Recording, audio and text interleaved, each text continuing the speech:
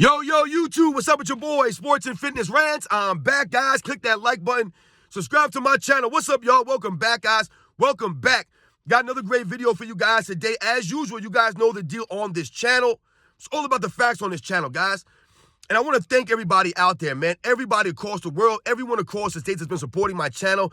You guys joining my membership, man. You guys leaving the comments. Man, I'm truly humbled by it all, guys. It means a lot to me, guys.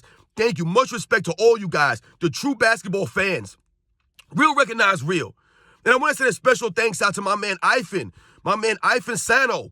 I hope I'm saying your name right, man. You have been a supporter of my channel, man. Thank you very much for all the info you share with me, man. You guys need to check him out, the High Navi group, man. My man, Ifan out of Japan, man. Thank you, man, for all your support, man. Much respect to you. And in this video, we're going to speak about LeBron James and all the excuses that he's needed throughout his career, right? And the fact that if LeBron James was so great, he would not need all these excuses made for him. We're going to talk about it in this video. And you guys know what to do, man. Turn the volume all the way up. Hit that play button. Remember, these videos are for educational purposes. And let's roll. So, yes, guys, when we talk about LeBron James on this channel, and when we speak in general on this channel, I've always told you guys, it's about stopping the narratives, stopping the lies, stopping them from rewriting the history of the NBA, right? They're trying to tear down these past eras with all this nonsense.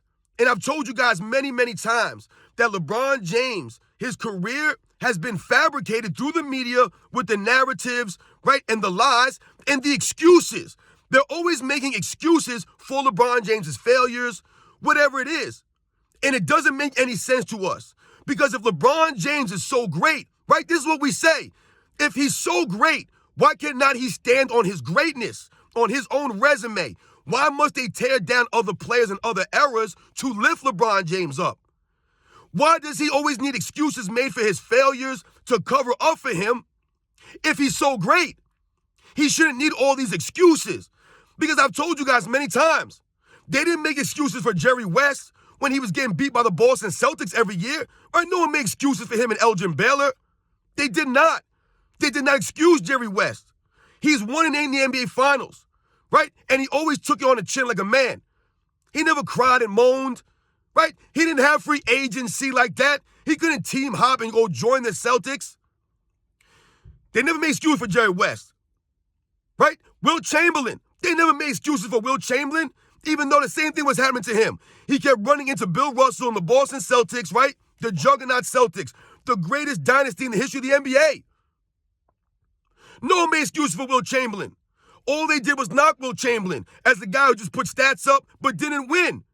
We can say the same thing about LeBron James. He'll put stats up, but it doesn't amount to winning. Will Chamberlain was held to that standard. LeBron James not being held to that standard. Right, they didn't make excuses for Jerry West. What did they say about Jerry West? He was called Mr. Clutch because he showed up. He gave the effort. But they never made excuses for him. When we think about Michael Jordan, they didn't make excuses for Michael Jordan when he was losing to the Boston Celtics. As a matter of fact, all these years later, this is what we talk about. They actually knocked Michael Jordan, right, for going through the grind, for earning it. They actually knock him now for that. Oh, Michael Jordan, where was he in 87, in 86, in 88, in 89? People act like Michael Jordan's career started in 1991. This is what the LeBron James fan club will say. A lot of these people in the media will say, like J.J. Redick, Gilbert Arenas. They like to talk about Michael Jordan's early career losses, right? And they point to, what? Michael Jordan? But they never point to his teammates. They won't point to Michael Jordan's stats. And this is the double standard we're talking about. They'll always make excuses for LeBron James by pointing at his stats when he loses, but the same thing doesn't apply for Michael Jordan when he's losing to the Dynasty Celtics in 86 and 87, the Dynasty Pistons in 88, 89, and 90. No one made excuses for Michael Jordan. Michael Jordan himself never made excuses. He didn't point the finger at Scottie Pippen's migraine, or Scottie Pippen getting knocked out of the game in 89, or Horace Grant going 1-10, or Bill Cartwright going 2 for 11. He never did those things. He never read off his stat sheet at the end of a game in a post-game press conference. All he would say is that we need to get better. We're not on this team's level. We need to continue to get better.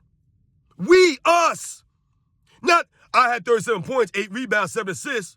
You know, I did what I could do. I've never heard him say nothing like that. He never made excuses. That's why Michael Jordan always had the respect. He took the losses like a man. He deflected credit when it was due and always took the blame like a real leader. So if LeBron James is so great, right, if he's the greatest player of all time, then why will they always have excuses for LeBron James? Why must they create narratives around his failures, around his losses? No one else has had this done for them in NBA's history. No one. When they lost, they lost. That was it. Right? No one gets celebrated for making it to the NBA Finals like LeBron James. Not Kareem, not Magic, not Larry Bird, not Kobe Bryant, not Michael Jordan, Tim Duncan. No one else gets celebrated for making it there. They get celebrated for winning. Only LeBron James is celebrated for making it there. This is the double standard. This is them lowering the bar. And them always making excuses for LeBron James shows and proves that LeBron James is really not that great. Greatness doesn't need to be excused all the time. LeBron James has always been excused. He fumbles the ball at the end of the game, right? They won't blame it on LeBron James. They'll point the finger at somebody else. They'll say the coach made a bad play call, right? LeBron James makes a bad play at the end of the game, right? They'll say what? He's making the right play. Never holding him to the same standard as any other all-time greats. LeBron James is a pass-first player. Even though he has the most shots taken in NBA's history, they'll continue to promote this nonsense. It's all excuses, right? So LeBron James makes the right play as an excuse for his failure at the end of games. Right? That's all it is. Right? They'll always say that LeBron James has no help. It's another excuse. He never has enough help. Never. The man's been in the league for 20 seasons and never had help. Never had help. Ray Allen didn't make a shot for him. Kyrie Irving didn't hit a shot for him. Dwayne Wade wasn't there playing. Chris Bosh, Mike Miller didn't hit 6 threes in an NBA Finals for him. Shane Battier wasn't hustling for him. Mario Chalmers, Udonis Haslem, Zydrunas Ilgauskas, Drew Gooden, Timofey Mozgov, Kyrie Irving, J.R. Smith, Iman Shumpert, Richard Jefferson, Tristan Thompson, Anthony Davis, Russell Westbrook, Dwight Howard, Carmelo Anthony, Rajon Rondo. He had no help. None of those guys helped him at all. The problem for LeBron James, I told you guys, has always been he's never allowed his help to help him. He's never allowed these guys to be successful, to have the confidence. Right? So his teams are inconsistent, like LeBron James is inconsistent, which is why he's been inconsistent in the finals with a 4-6 record. That's inconsistency at its finest. Up and down, up and down. So LeBron James never had any help. All those guys I mentioned, they never helped LeBron James. They never did. There's been many, many times in LeBron James' career where his teammates have stepped up, right? They raised their level of play. They were playing over their heads. But LeBron James didn't. He lowered his standards down, right? 07, where was LeBron James, right? Underperforming. 2011, underperforming. 2015, underperforming. When other guys stepped up, right? They stepped up.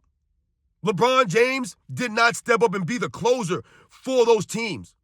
Inconsistent, right? Never having a go-to move. We talked about all this stuff, right? That's why he struggles at the end of games. So for LeBron James, if he's that great, why does he always need excuses? This is what we don't understand. They always must excuse LeBron James by creating a false narrative, right, and blaming others. LeBron James walks off the court early, shows poor sportsmanship all over the place. More excuses made. They'll try to turn it around and say that LeBron James is a true competitor. That's why he's walking off early. Yeah, man, LeBron James, he's so competitive, man. You know, he had to walk off. What? What? A real true competitor.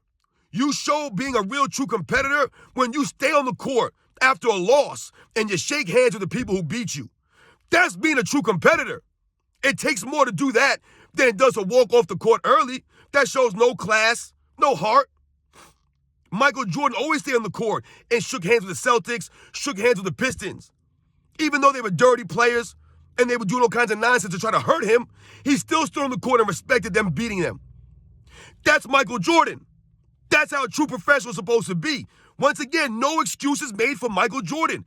Even us Michael Jordan fans, as fans of Michael Jordan, we never make excuses for Michael Jordan when they say, oh, you guys act like Michael Jordan's career started in 1991. No, we respect Michael Jordan's grind. Those are some of his best years in the mid to late 80s. Yes, Michael Jordan was not winning, but Michael Jordan was still giving it his all, still showing up, still being a leader, playing on both sides of the ball, playing to win, playing hard, never pointing the finger, no excuses made. They lost. They'll come back next year. They got to just keep getting better. And that's what happened. I've told you, all of a sudden now, all these years later, Michael Jordan is being criticized for going through the grind, for pushing, for coming back stronger every season. Now, all of a sudden, they're knocking him for that. But they'll celebrate LeBron James losing in the finals? It makes no sense. It makes no sense. LeBron James is the most excused superstar in NBA's history, guys. In the history of the NBA. No one else made excuses. The guys in the 90s that Michael Jordan stopped from winning championships, guys like Karl Malone, John Stockton, Reggie Miller, Charles Barkley, Patrick Ewing, right? Guys like Chris Mullin, right? These guys never cried about not winning championships in Michael Jordan's era. They never made excuses. They took his loss on the chin. That went to Michael Jordan's greatness. That didn't take away from their greatness. It added to Michael Jordan's greatness. When we say, look how many all-time greats Michael Jordan kept from winning championships in his era. That's a feather in his cap. It don't take away from Charles Barkley or Patrick Ewing. Yes, would they have been greater with a championship? Yes, absolutely. But it doesn't take away from their greatness because they were going against Michael Jordan. There's no excuses. They went against Michael Jordan, man. They took the loss on the chin. No one made excuses for Patrick Ewing. No one made excuses for Charles Barkley. Karl Malone. They didn't get it done. They're still all-time greats. They never made excuses. So we respect them. So this whole notion about LeBron James being the greatest player of all time or being right behind Michael Jordan, it don't add up because they must continuously make excuses for LeBron James. They must continue to make these false narratives around his career. Right? They must continue to point the finger at his teammates and the lack of help. I don't get it. How much help do you need? I never heard that. When I was growing up watching basketball, I never heard them saying, oh, Charles Barkley needs more help. Every season, Patrick Ewing needs more help. Every season, Hakeem Olajuwon needs more help. David Robinson needs more help. Right? Gary Payne needs more help. Chris Mullin needs more help. All these guys, everybody needs help. Only LeBron James, right?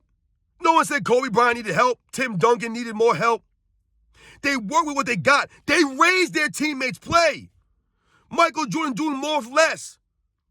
Give LeBron James, John Paxson at point guard, or B.J. Armstrong. Give him Bill Cartwright at center, right? Give him Horace Grant. Give him guys off the bench like Cliff Levingston, guys like Craig Hodges, right? Guys like Stacey King and Scott Williams. Give LeBron James that team that Michael Jordan won a three-peat with, the first three-peat with. Give him that team. I guarantee you, he'll be trying to get those guys traded. I guarantee you, they'll say LeBron James has no help. How was you supposed to win with John Paxson?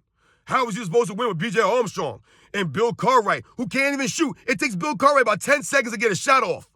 They'd be mocking this man in this era. They would mock him.